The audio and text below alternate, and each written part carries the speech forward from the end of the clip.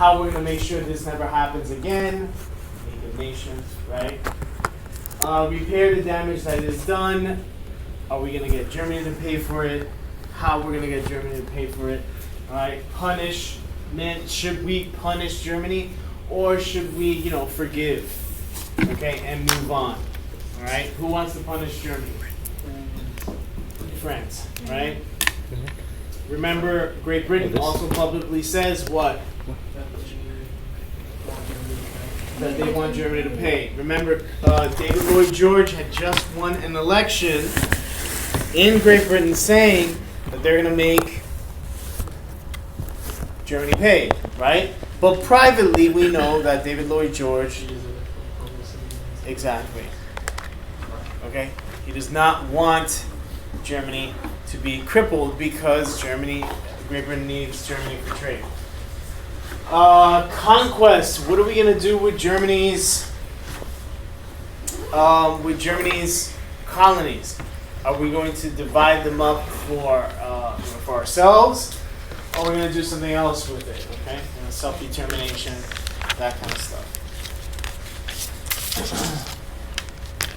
But one of the biggest problems that the great powers had to deal with was what was going on the ground in Europe. The Austro-Hungarian Empire and the Ottoman Empire were already breaking up. People were already making countries. Before they even met at Versailles, the Austro-Hungarian Empire and the Ottoman Empire had completely broken down, and you had countries forming. So when they went to Versailles, these guys had to play catch up, and they had to deal with what the situation was on the ground. Okay? They also had to deal with the fact of what is going on in Russia. Remember, Russia got out of the war when? When did Russia get out of the war? 1917. 1917. What was who did the Germans make the deal with? The other Central Powers with Russia. Who did the Germans make the deal with in Russia? The Bolsheviks. And who was the leader of the Bolsheviks? Lenin. Lenin. Okay? Lenin. And remember, the Germans, okay, we tend to forget this little part of history. The Germans, remember, Lenin was exiled out of Russia. Okay? The Tsar exiled Lenin out of Russia earlier. It was the Germans that, contacted Lenin and said, hey, if we sneak you back into the country, you're going to make a deal with us. Okay? We're going to make a treaty. Your part of the war is going to be over. Lenin agrees, right? Lenin agrees. And then what happens? What's that treaty that ends the war? Treaty of Brest-Litovsk. Yeah, however it's pronounced. Okay? The Treaty of BL. All right? And remember that it was a horrible treaty for Russia, right? But Russia was desperate to get out of the war. Why did Lenin want to get out of the war? So he could rebuild and make the perfect communist state? And so he can make sure that he controls the state. Because in the very beginning, he doesn't control all of Russia. There are still the white Russians. Those are the Tsarist sympathizers that want to keep Russia. And also, there are the Russians that want to make it a republic. Okay?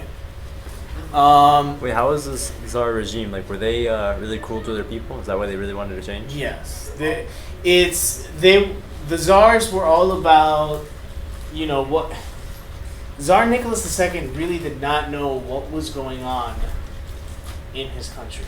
Like, how bad it was for the peasants. Because they were in their little bubble, okay? They were in their little bubble. They weren't industrialized at that point, okay? So industrialization had yet to really take hold in Russia. And yeah, there were a segment of the society that did not like the Tsars, but murdering them like the Bolsheviks did, well, that's a different story. Yeah. Oh. All right. Oh, and remember, when the war is over, when World War I is over, we don't stop fighting. The British, the French, and the Americans, they send troops into Russia to fight the Bolsheviks. Okay? Oh, that was like the White Army that we were funding, right? They were fighting with the White Army against the Red Army. Which is the Red Army is the Bolsheviks, the communists. The White Army is the army that wanted to, fight for keeping Russia sort of a democratic country. Okay? They wear red. So that's why some people, Did the Red Army actually wear red? Well, I mean, their flag, was red. Because of snow. What was I going to say? So that's why some historians actually date the beginning of the Cold War in 1919, not 1945. Whatever, that's another story. In the future, would Stalin still have resentful feelings toward the United States, Britain, and what does that have to do with does that encourage him to create the United Nations, or does that deter him?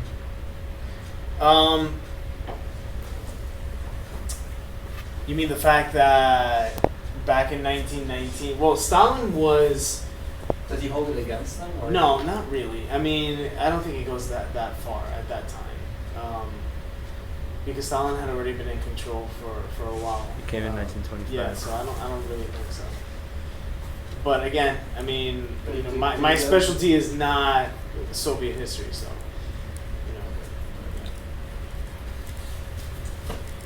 and of course, right, the fear of communism spreading. We don't want communism to spread. That's why they send the troops into Russia.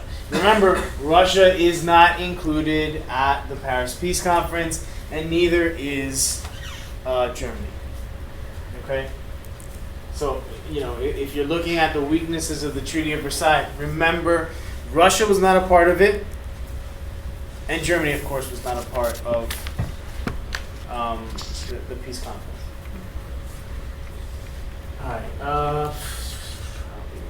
The armistice, right? The armistice, that's the thing that says, no, we're putting our weapons down, we're ending the fighting.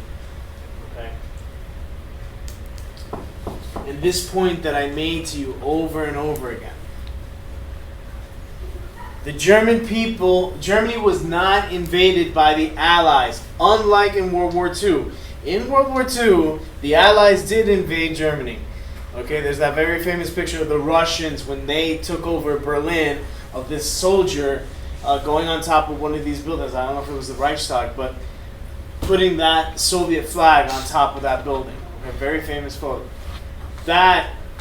Germany was invaded in World War II. World War I, Germany was not invaded. So that's why this surrendering thing, people were shocked by this. We lost this war. That's, the stabbing in the back thing, did we really lose this war? How is this possible? Oh, this is the betrayal of the politicians of the Weimar Republic, the people that signed this armistice on November 11th, 1918 to end the fighting. Weren't those politicians Jewish? Is that why Hitler blamed it on them, I guess, or no? No, Hitler was blaming the Jews because it's an easy scapegoat to blame the Jews because of the prejudice against Jews throughout Europe at that time. I mean, throughout history, really. Okay.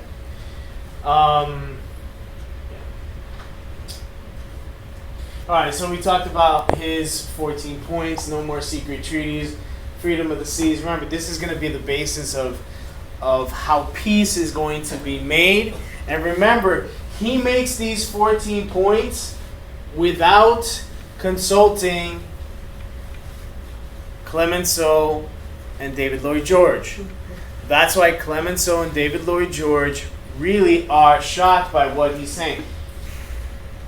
And remember, Clemenceau and David Lloyd, Great Britain and France have been dealing with this war since 1914.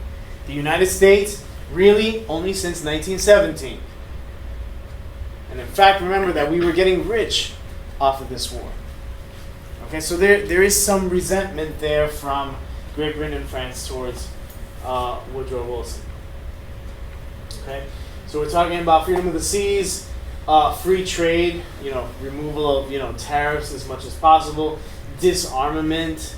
Okay, that's going to be put into the League of Nations Covenant, self-determination, restoration of Belgian territory, liberation of France and the return of Alsace and Lorraine. That's going to happen. Readjustment of Italian frontiers. Italy. Remember, Italy joined the war because they thought they were going to get stuff. Okay, and they really did.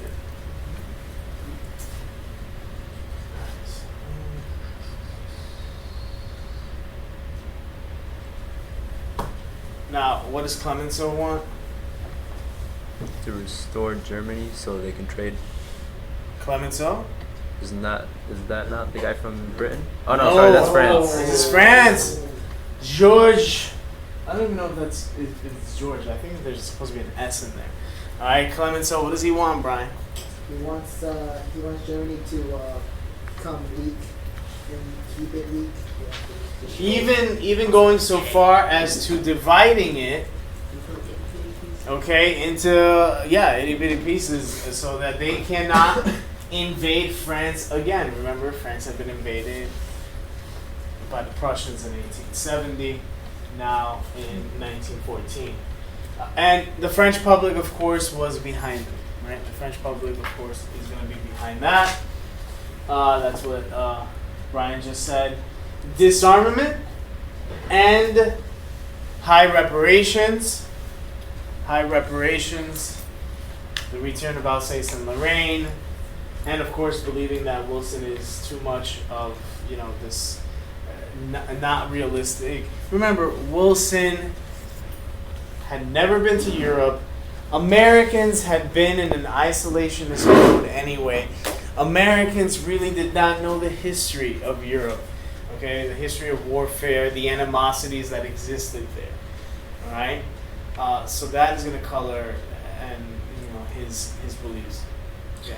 He, they mainly credit like all the people who were killed on French land and the French and Germany invading France. But would you say that there's a little bit of sort of a resentment for the fact that the German Empire is growing bigger and greater? And considering, how France was the biggest, the hottest new thing in Europe for so long, and then Germany industrializes and just steamrolls right through and just proves France that they can do it much better. Oh yeah, for sure. There's going to be that resentment there, and the French couldn't do anything about it. Already by this time, France's population growth was already slowing down, and Germany's was still growing. So. There's definitely that. Just before even the conflicts that happened with all of that. I mean, remember France, the French Revolution. France was the, I was going to say the birthplace of democracy, but maybe you can talk about the United States doing that. But I mean, still in Europe, yes, for a very long time. I mean, they got rid of their monarchy. Everybody else besides them still had a monarchy. So, the French thought that they were ahead of the curve of everybody else. They were enlightened, and for a while, yes, they were the most powerful nation there. You had Napoleon, and then after Napoleon, though, things started to change. Yeah. When did they get rid of their monarchy? When was the French Revolution? 1789, right? Yeah. Let me remind me. 1789. When did they cut off Louis' head? Louis the 14th. Whenever that was it. Now, Napoleon tried to restore sort of like have an emperor, type of thing, and eventually he's going to lose his spot and be exiled into some island. Later on, he'll try and regain control, but he'll fail. All right, David Lloyd George. We already talked about him. Germany will pay in public, but that was to get votes. Private. private, he's going to want Germany to be restored as quickly as possible. All right.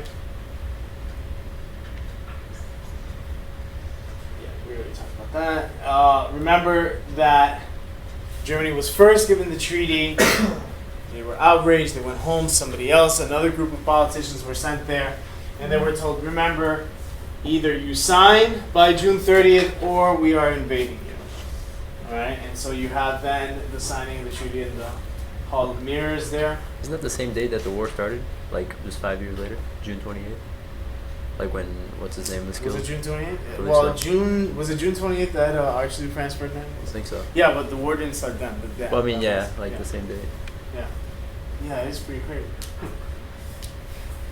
All right, so we have the first 26 articles, which you guys already know, right? The first 26 articles, the Covenant of the League of Nations. The rest of it has to do with what's going to happen with Germany. Okay? Like 440? Dang. Must have been like bullet points. Well, yes. And you remember my horrible attempt at trying to get you to remember the main points of the Treaty of Versailles that you guys didn't appreciate. One of the most controversial ones, the War Guilt Clause. Here's Remember, why they could do everything. remember that it was, the reason why it was put there was for a legal reason, because they needed a reason to justify legally reparations. But the German people took it to mean, and the right wing in Germany is going to use this as propaganda and say, look, they're blaming us for starting this war. Yeah, but did they put in like all the clauses when it comes to like issuing other treaties to other countries? Yeah, they So put it in all the other treaties with the other powers that lost, yeah. But the Germans are going to use that as propaganda, all right? The Allied and associated governments affirmed that Germany accepts the responsibility of Germany and her allies for causing all the loss and damage to which the Allied and associated governments and their nationals have been subjected as a consequence of the war imposed upon them by the aggression of Germany and her allies. Yada, yada, yada. All right? So that's the War Guilt Clause. Provided justification for reparations. Yeah, for reparations. All right, so armed forces. What's going to happen to the military of Germany? No subs and 100,000 troops, like 6 battleships? Something like that. I mean, you don't need to know that exactly, but understand that Germany has to reduce its military to a minuscule number, 100,000 men. That's nothing. Okay? Volunteer soldiers, no draft. You could not have, what they have in Israel, where every 18-year-old has to do, 2 or 3 years in the military, compulsory type thing. No, everything in the military, you had to have volunteer Wait, soldiers. is the draft known as conscription or? Yeah, draft, that's the same conscription, thing. yes. Okay. Same thing. Yeah. No subs, no Air Force. Done. 6 battleships, very good. No tanks, no heavy artillery. Limit on the number of ammunition, including machine guns and the rifles. So I mean, they went into big detail. And remember this one. This one's important. The demilitarized zone. Yes, DMZ. Very good, Jeremiah. Obviously, you know your North Korean history, your Korean history. So that, and remember, the Rhineland is part of Germany. The Rhineland is part of Germany. It's not a little zone between France and Germany that belongs to nobody, or that's going to be controlled by the League of Nations. No, it is Germany. So of course there's going to be resentment that the German people are going to feel, oh, we can't control our whole country. Wait, in the Saar right now it's part of France, right, for 15 years or whatever? Yes, And that's then- part of this too. and SAR. But originally, who did that own to? Like, was it part of Germany? Or, Yes. Oh, it was. So And then, the SAR region was part of Germany. Remember, it was leased to the French for 15 years because of the coal that it had. And why was it leased? Why did the French need that coal? Because what did the Germans do? destroyed all their factories. They destroyed everything. As they were leaving France, they were like, oh, let's just destroy their. I mean, and that part of France was, it's a industrial heartland. So Doesn't France invade the Tsar? not so. No. The Ruhr. The Ruhr. The Ruhr. Okay. Yeah, don't confuse those two. I mean, some people confuse them because Tsar also is coal, so is the Ruhr. But the Ruhr was under control of the Germans. So yeah, remember, it was supposed to be occupied for 15 years with a withdrawal every 5 years based on good behavior on Germany. If Germany was fulfilling its treaty obligations, then they would get rid of it. Now, in reality, how long would it be occupied for? 5 years. 10 years. Oh, 10 years. 10 years, then Stresemann got him to reduce it to 10. Oh, remember this one. This thing that France really wanted. Clemenceau wanted a guarantee of military assistance from Great Britain and France. If there was unprovoked aggression by the Germans. Now, what destroyed this military assistance guarantee? The U.S. not ratifying the Treaty of Versailles. You guys remember that? Yeah. Okay, that was one of the big things that Clemenceau won. All right, so yeah, there's the line. All right, reparations. Remember reparations in the actual treaty. There was like, Germany's gonna have to pay reparations, but we're not going to determine that now. There's going to be a reparations committee that will come up with that number eventually. Okay, and then that number eventually became $6.6 billion. And Germany eventually made money off of it. Well, and then Germany would not. No, they pocketed money from the loans. like, Yeah, from and then America. they stopped paying reparations because Well, then they started paying it again. they did. Yes. Yeah, they did. They started paying it again.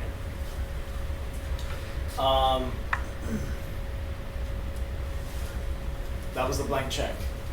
The fact that the politicians of Germany, of the Weimar Republic, signed a treaty that said they would have to pay reparations, but there was no amount in there.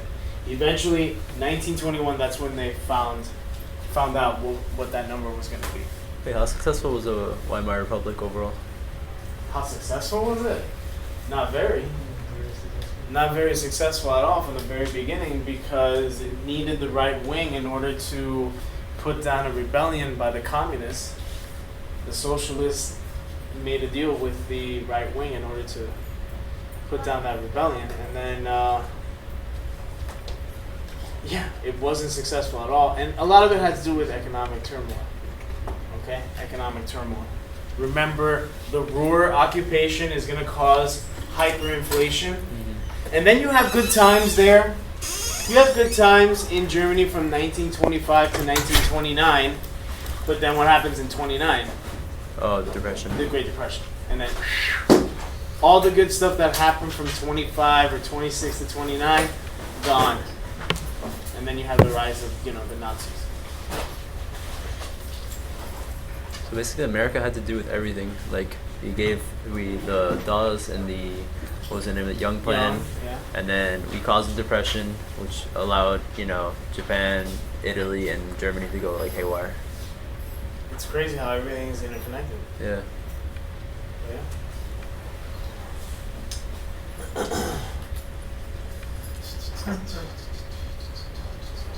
All right. Mr. Carpio, Yeah. did when the USA loaned Britain, France, and I think it was just Britain and France during the war, like loaned them money. When did they repay it back? When the Ooh. US demanded for it. But remember, they were still paying it back when the Great Depression started. And then they were asking the United States, for a moratorium. And eventually, I think it was, 1931 when Hoover was like, okay, yeah, you don't have to pay us back this year.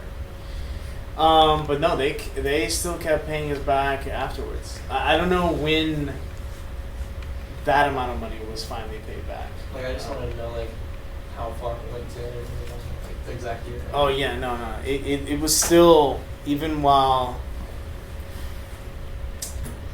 because there was no way it was paid back during the Great Depression. And then from the Great Depression, you had the start of World War II in Europe, so there was no way that they were paying us back. So, yeah, I don't know. Honestly, I don't even know if it was canceled or not. It's a possibility. They could cancel the loans. I mean, they could say, I mean, not cancel, forgive the loans. That's always a possibility. Yeah. When did the U.S. go back to being debtor nation? Because I know how our debt's like Well, ridiculous. we had that 1970s, the economy, late 60s, 70s, the economy started to slow down again. And really wouldn't recover until the 80s. Then, oh man, I forgot it was during the Clinton administration, I believe, that we signed that trade agreement with China that allowed cheap Chinese goods to be sold here in the United States. And there's still some representatives in Congress that are still around from that time, and they say, man, that was the biggest mistake we ever made. There was a lot of debt from Oh, World yeah, War yeah. II, and then after that, Right, it's and only then like it the just last 30 well, years. there was a lot of debt from the Great Depression, and then The amount from of debt from the the Great Depression war, is like yeah, and then the minuscule. war obviously is gonna boost that up. with inflation accounted, that amount compared to the amount that was added afterwards is ridiculous. And then you have all the money that was spent on missiles, nukes, Oh, in the Cold War. on the Cold War. Yeah. Sending people to the moon, and then in the 60s you had Sending people to Lyndon the moon. Johnson's Great Society, different welfare programs that also, Social Security, also with the baby boomers now that are obviously retiring, that is going to increase. So, yeah. But will the debt ever get back to zero? I don't think so. Probably not. Unless the apocalypse occurs. Yeah, unless like something like The well, purge. no, that would be personal for personal people, like for consumers, like if the stuff happens like a Fight Club, I'm hoping that Project happens. Mayhem? I'm hoping that happens. Somebody decides to wipe out Visa and MasterCard and American Express, and we all start from zero again. Wouldn't that be cool? No debt. Anyway. The other G, Germany lost territory, right? Germany loses its territory, all her colonies and land in Europe. Alsace and Lorraine, Malmedy and Yupan, North Schleswig, Danzig, remember the Polish corridor right here, which was very controversial, right? The Polish corridor there. Where am I missing? Missing something. Oh, yeah, the Saar. But that will be returned 15 years later. Separation of Germany from East Prussia. Where's Ruhr again? The Ruhr Valley has to be. Where's the Ruhr?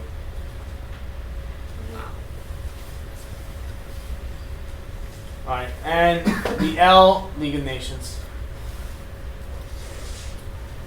This is the part that you guys didn't like, the extra points. Forbade Anschluss, made Estonia, Latvia, and Lithuania independent states. Alright, so those were the major points from the Treaty of Versailles. On those independent states, those were part of Germany, and then Russia, and Yes. like after Yeah, that those treaty of successor states. Right. yeah, And so that's why Russia's like. So yeah, 10 to 13% of its land, all of her colonies, 12% of her population. That's going to come back later on and haunt us. 16% of her coal fields, 50% of her iron and steel industry. And the fact that Germany is not united anymore, the Polish corridor there. Most of its army and navy, all of her air force. Right? And then remember this cartoon this German cartoon, right? With, Was it? Lloyd George. That's no, it's Clemenceau. So always with the and Lloyd George. And there we go. Who's the This To is be German executed. colony. That's just Germany. anyone in specific? No. Mr. German guy. Yeah, because they were like. Well, it's not going to be Ebert, who was the German leader at that time, because Ebert First of all, he had a mustache. He was kind of a fat guy too. Yeah, I mean, it would be like if they picked someone who's iconic, you know. Yeah. Like, you know, it's him. Is there Like a you're not gonna caricature have for, like Germany? what's his name, Hindenburg or something like that. And yeah, remember, the disgraceful treaty is being signed today. Don't forget it. We will never stop until we win back what we deserve. Those who signed this treaty will sign the death sentence of many millions of German men, women, and children. Those are over exaggerated. Well, yeah, I mean, of course it's hyperbole, but I mean, if you take a look at the future, it kind of happens, right? Millions of Germans will die in the future, okay? Especially, I mean, remember, that question that says, you know, was the Treaty of Versailles the cause of World War II? Kind of. That's not going to be a question that's covered. Right, yeah. But I mean, if you think about it, you can't really say that. Okay?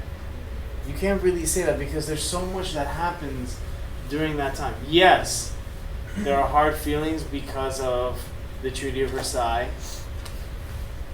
And yes, you can say, you know, appeasement as a result of the Treaty of Versailles.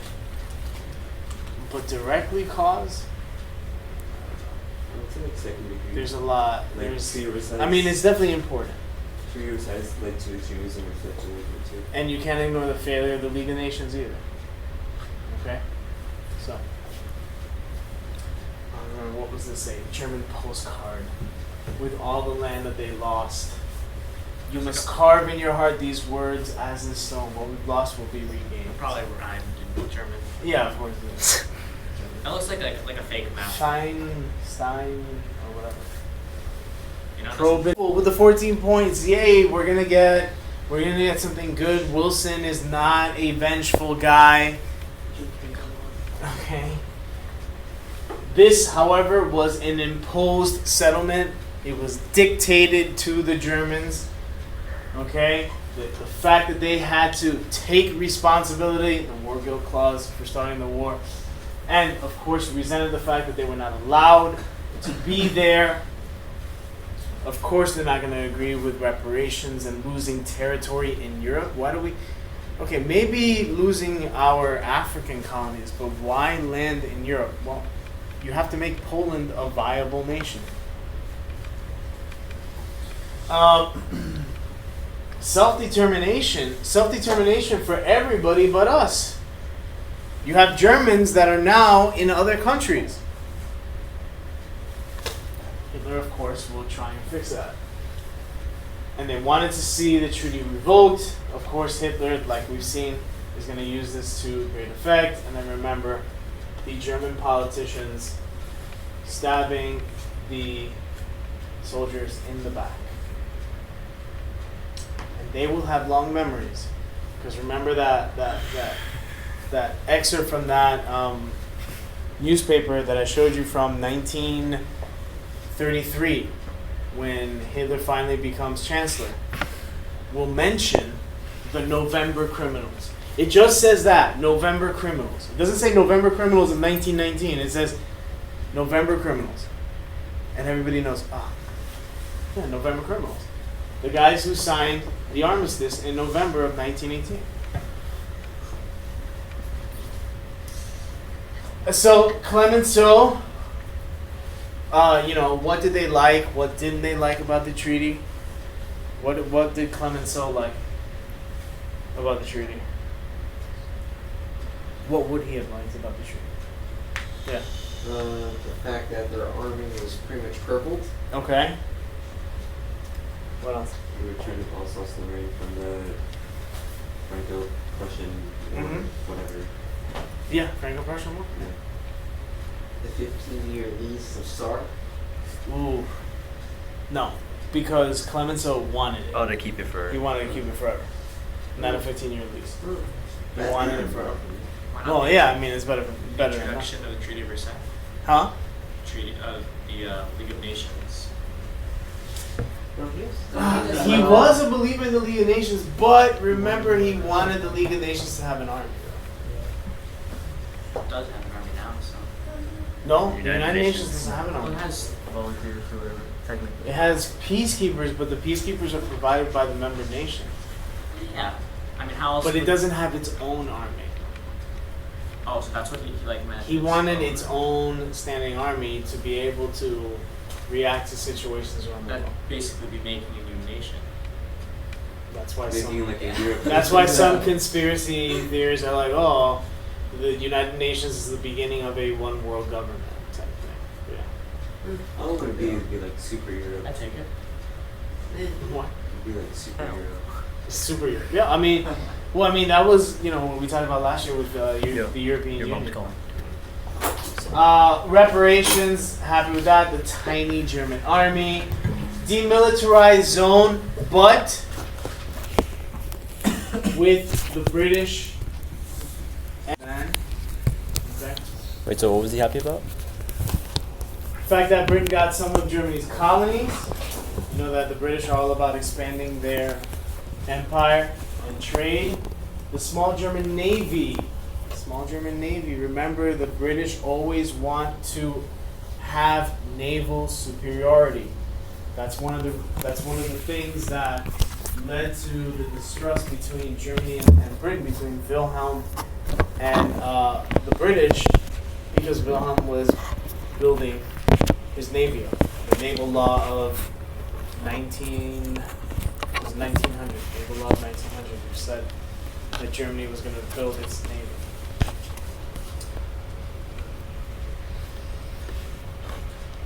Remember that Great Britain's all about balance of power. Making sure that not one nation in Europe had too much power had more power than the other. Okay? So he was happy that this treaty did not make France all that powerful. Wait, but did that? If Germany would have been broken up into little tiny pieces, then France would have been the power on the continent. Is that a? We're talking about the continent of Europe. Oh, okay. But like overall, Overall, Great Britain, of course, wants to be the most powerful. Yeah. Yeah. But I'm talking about on the oh, like continent of actual Europe. like Europe land. All right, so harsh in the fact that the coal fields were taken away, that there was land that was taken away from Germany that had a lot of Germans in it. He thought that in the future that might be a problem. He thought that there was some sort of hypocrisy there dealing with self-determination. We give self-determination to other people, but not to the Germans. Okay? And yes, he did not like the treaty at all. He said, well, all we just did was delay a war that's going to happen later on. And of course, he's going to be correct about that. And Woodrow Wilson. Well, Woodrow Wilson, he got his League of Nations. He got self-determination for the people in Eastern Europe. And that's about it. Right? He's going to be disappointed that his 14 points, all of his 14 points are not there. And of course, he's not going to be happy with what the Senate is going to do. But that's his own fault. That's his own fault. He could have gotten some of the Republicans to switch side on it, but he didn't want to change a single word in the Covenant of the League of Nations and the Treaty of Versailles. And you remember this cartoon, right? It's supposed to be 1940 class, right? 1940 class is a baby at this point in 1919. I'm curious. I think I hear somebody crying. Yeah. It's because these kids are going to be fighting the war that you guys could not prevent because of that horrible treaty. And remember, this was done in 1919, this cartoon.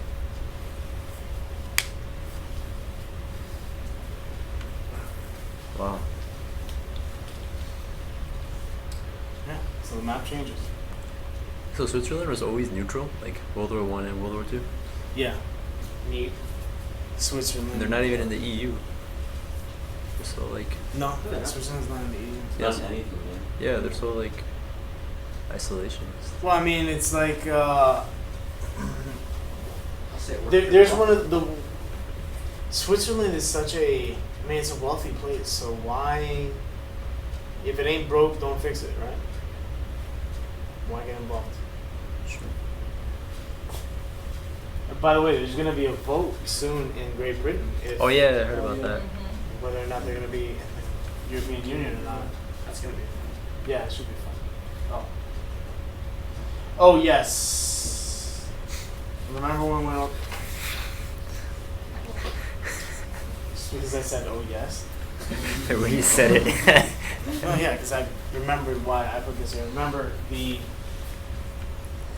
conferences, these agreements, or failure to make an agreement. What happened here in Washington Naval Conference?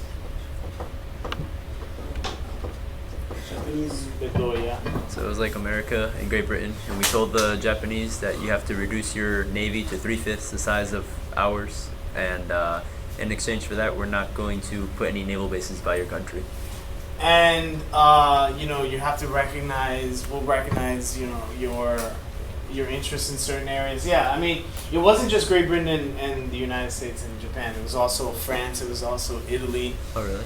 Yeah, you had the 5-power treaty, 4-power treaty, 9-power treaty, but the one that's really important for us is that 5-power treaty that limits the amount of tonnage our navies could have. How big our navies could be in certain classes of ships.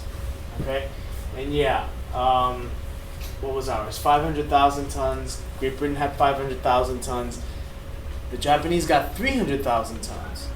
The Japanese were upset. Yeah, we want the same amount as the Americans and the British, but who has a much larger area to Cover. police? The United States and the British. Japan is just there in the Far East. So that gives them superiority in the Pacific. And also only industrialized like 20 years ago.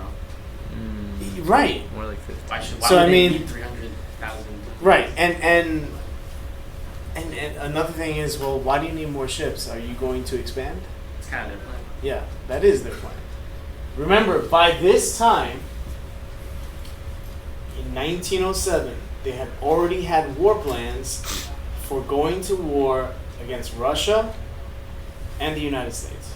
Wait, 1907? By 1907, they already had war plans of the future. They were already preparing for the future, just in case. They understood that their two greatest rivals were Russia, of course, because they had just finished fighting them anyway in 1905, 1904, 1905. And then the other power that would give them a headache, they believed, was the United States. So by 1907, they already had that there. So did they have in mind by 1921, 1922 that they were going to expand? For sure. Yes. Yes. Okay. And remember, during the Treaty of Versailles, they wanted to be seen as equals, right? What did they try and get into the treaty?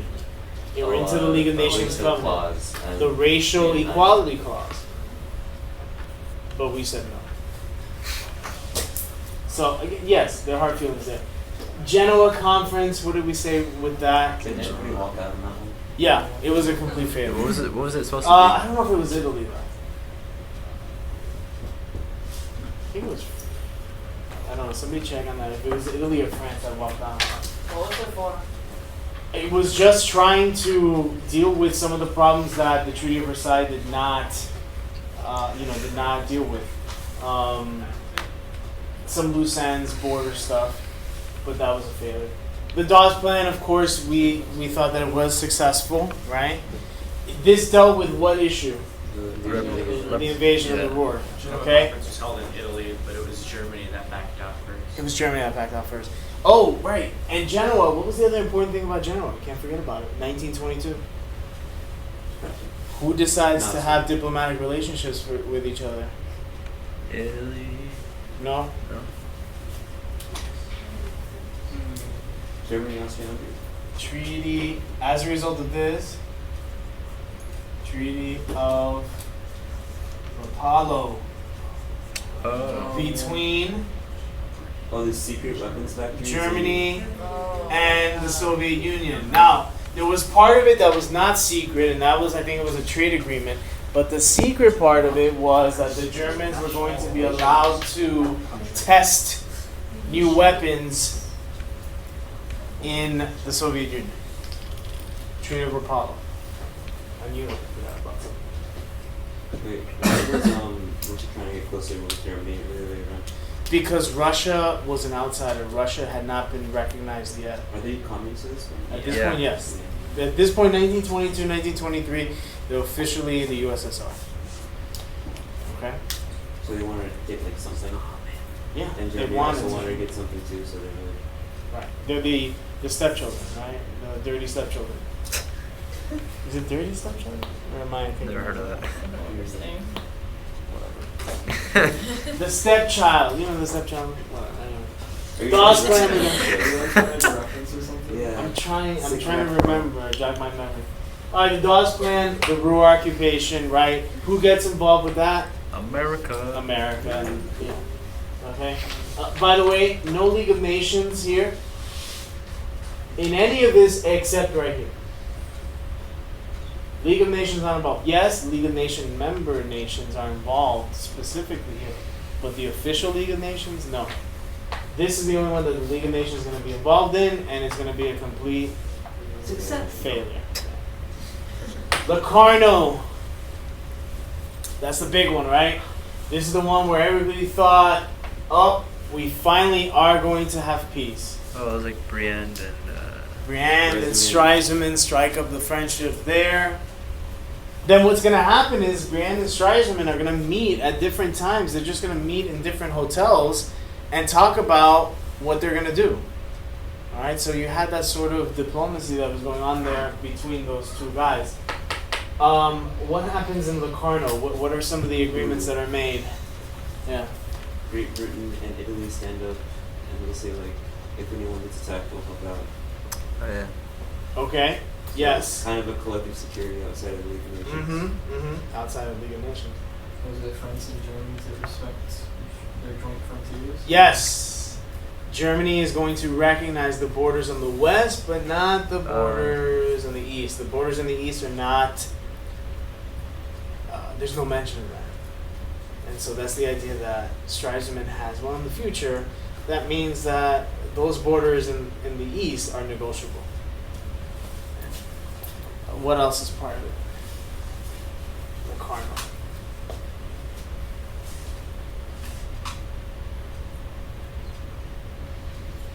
This is when he gets the Rhineland occupation cut down by 5 years.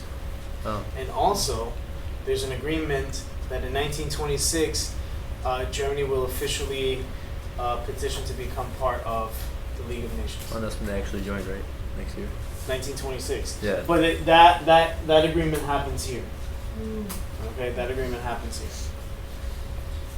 Okay, Kellogg Briand.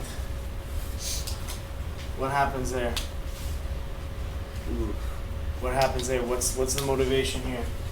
I'll give you this hint. Briand. It's Briand's idea. Briand goes to who? Who does he reach out to? It's America. Because yes, he reaches out to America saying, you know what? Why don't we decide never to make war against each other? Oh yeah, it was just this little paper that they And it was the beginning of Briand trying to get the United States to help him out if another nation attacks him. Okay, where's Briand from? Briand is the prime minister of France. Okay. Oh, because that's where he wanted to have like the security from. Yes, Okay. security with the United States. And Kellogg, our Secretary of State, knew what he was doing. So he said, no. Why don't we outlaw war? Why don't we get all these countries together and say that we're not going to use war as policy anymore? Okay? And so all these countries sign it, right? How many countries Oh, and then sign like it. they didn't have any like if they didn't comply, they didn't have anything to like. There's no enforcement, no consequence if what happens if the country breaks it. Oh no. Right. So Nothing. useless. Useless. But it's in the spirit of Locarno. It's in the spirit of peace. But ultimately, of course, it's useless. Why does this happen? The Young Plan? It's like death. Germany is not making its payments. And this is the thing that sets up that horrible debt structure that we went over, remember? Oh yeah. Where, I remember. yeah, the continuous loop of the United States loaning money to Germany, Germany using that money to pay reparations, Great Britain and France, and then Great Britain and France using that money to pay the loans that we gave them. Additionally, with protectionism, it screwed us over. Well, Right. after when the Great Depression hit. Effectively a hyperinflation. Wait, well, no. I mean, but the thing that's gonna, I don't know how Young won the Nobel Prize for this. Wait, but weren't we already practicing protectionism also? Yeah, and then we had the whole. Well, yes, we age, still have and then that protectionism. collapsed. So like we And then the so Great we Depression weren't is gonna make it even worse. we weren't letting them trade, and then we're making them still pay us. So like, okay. And what's gonna make it worse is then when the Great Depression starts here in the United States, we're gonna put the highest tariff in our history. I think it was 49% tax Damn. on imports, and of course that's gonna grind international trade to a halt. And then of course world disarmament. Remember, it starts in 32. Stresemann, I think, is still there. No, Stresemann's dead by then. Stresemann, I think Stresemann dies in 28 because remember, Rip. he was a guy that he worked all day, all night. Oh yeah, He worked was. himself to death, Yeah. But in the middle of it, right? Oh boy. Friend. Hitler becomes chancellor, and that's when Hitler says, here's the deal. How about you guys disarm like it said in the Treaty of Versailles you would, or you let us rearm to your level. And France is Damn. like, no. Hitler says, I'm out of here, and I'm out of the League of Nations.